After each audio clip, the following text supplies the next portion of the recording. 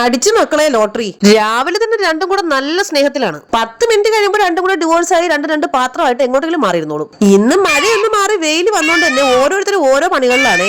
പാവം അച്ഛന്റെ കയ്യിൽ അമ്മ രാവിലെ തന്നെ മുതുക്ക് 2 വിറവെടുത്ത് കൊടുത്തിട്ടുണ്ട്.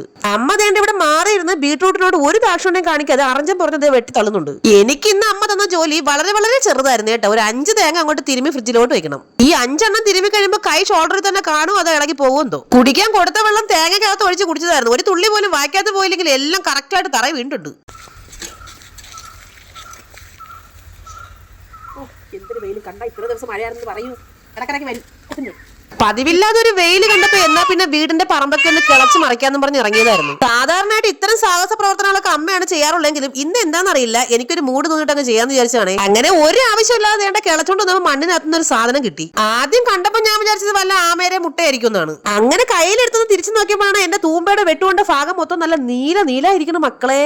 അതെടുത്ത് വെള്ളത്തിലിട്ട് നന്നായിട്ട് കഴുകി എടുത്തോണ്ട് നിന്നപ്പോഴാണ് അകത്ത് നിന്ന് അച്ഛന്റെ ഒരു അശരീരി. വല്ല ബ്ലൂ ഡയമണ്ടും ആയിരിക്കും.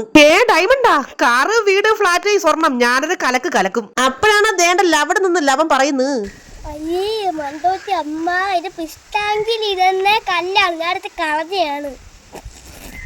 എന്റെ ദൈവമേ, ഒരു നിമിഷത്തേക്ക് ഞാൻ ലുലു മാളിന്റെ മണ്ടയിൽ ഫ്ലൈറ്റിൽ വന്ന് ഇറങ്ങുന്ന വരെ സ്വപ്നം കണ്ടുപോയി.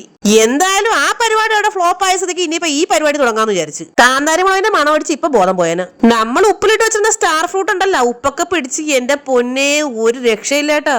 ദേണ്ട ഉപ്പിലിട്ട സാധനം കഴിച്ചില്ല, അവന്റെ ബോധം പോയി ഗൈസ്. കുറച്ച് കഴിഞ്ഞപ്പോ അഹങ്കാരം എല്ലാം നിർത്തി കണ്ട മഴയും വന്നു. ചാനൽ സബ്സ്ക്രൈബ് ചെയ്യണം കേട്ടോ.